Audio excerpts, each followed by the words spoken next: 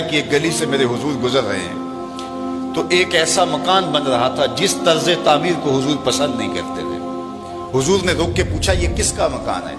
کہا فلاں انصاری صحابی کا۔ حضور نے کچھ نہیں کہا، گزر گئے۔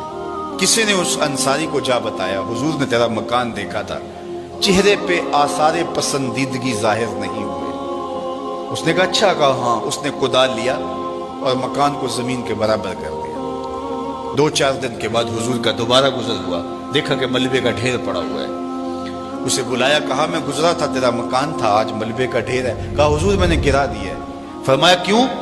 عرض کی سنا تھا آپ کو پسند نہیں، سنا تھا آپ کو پسند نہیں۔ میں اور آپ دیکھیں ہمارا کیا کیا حضور کو پسند نہیں، سر سے لے کر پاؤں تک غور کریں ہمارا کیا کیا حضور کو پسند نہیں۔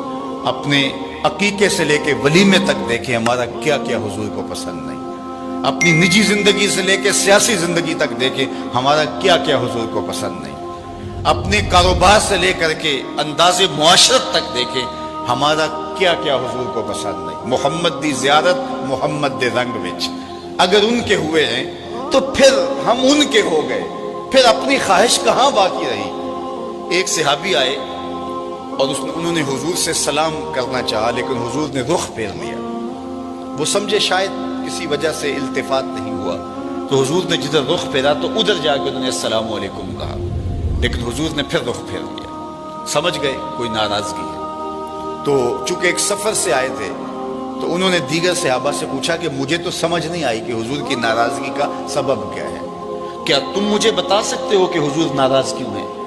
انہوں نے کہا ہاں، ہماری سمجھ میں جو بات آئی ہے وہ یہ ہے کہ تم نے یہ سونے کی انگوٹھی پہنی ہے اور حضور اس کو حرام قرار دے چکے۔ ان الذهب والفضة حرام للذکور امتی، سونا اور چاندی میری امت کے مردوں کے لیے حرام ہے۔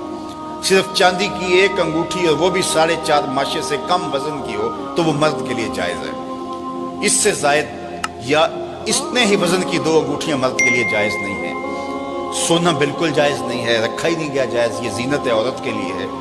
تو نے یہ انگوٹھی پہنی اور حضور اس کو جہنم کی آگ کا انگارہ قرار دے چکے ہیں، گناہ بے لذت ہے تم کر رہے ہو، تو شاید حضور کی ناراضگی کا سبب یہ ہو۔ وہ آگے بڑھا اور حضور علیہ السلام کی بارگاہ میں حاضر ہو کے انگوٹھی اتار کے حضور کو پیش کرتے ہوئے کہا حضور اس وجہ سے ناراض ہیں؟ تو آقا کریم نے یوں انگوٹھی پھینک دی۔ خیر ناراضگی کی وجہ ختم ہو گئی، مجلس میں بیٹھ گیا، گفتگو چلتی رہی۔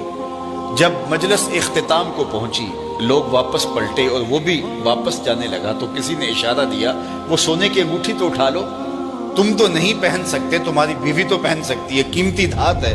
تو اس صحابی نے کیا جواب دیا وہ سنیے۔ اس نے کہا واللہ لا آخذہ وقد طرحہ رسول اللہ صلی اللہ علیہ وآلہ وسلم، اللہ کی قسم میں اس کو کبھی بھی نہیں اٹھاؤں گا جس کو میرے حضور نے پھینک دیا ہے، جس کو میرے حضور نے پھینک دیا میں اس کو کبھی نہیں، سونا ہے، ہیرا ہے، چاندی ہے، پکھراج ہے، موتی ہے، کچھ بھی ہے، میں اسے ہاتھ بھی نہیں لگاؤں گا جس کو میرے حضور نے پھینک دیا ہے۔ صاحبو دیکھو کس کس چیز کو میرے حضور نے پھینکا ہے، اور ہم اگر اس چیز کو سینے سے لگاتے ہیں تو ہم عاشق رسول نہیں ہو سکتے، ہم خود فریبی میں مبتلا ہیں۔ اگر ہم عاشق ہیں، عاشق ہونا آسان نہیں ہے۔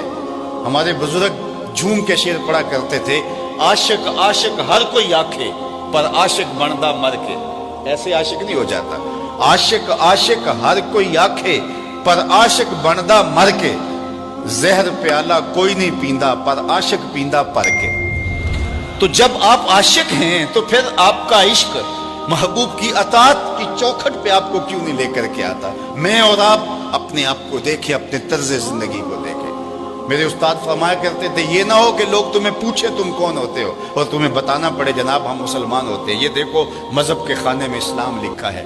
آپ فرمایا کرتے تھے صاحب نہ کسی کو پوچھنا پڑے نہ تجھے بتانا پڑے، تیری وضاقتہ طرز زندگی انداز معاشرت ایسا ہونا چاہیے تم دور سے آ رہے ہو لوگ پہچان کے کہیں وہ دیکھو آقا کا غلام آ رہا ہے۔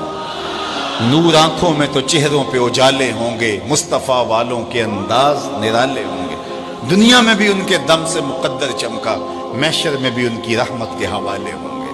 تو اگر ان کے ہوئے ہیں تو پھر سر سے لے کر پاؤں تک انہی کے ہو جائیں۔ ہمارا طرز زندگی بتائے ہم نوکر حضور کے ہیں، ہمارا انداز معاشرت بتائے ہم نوکر حضور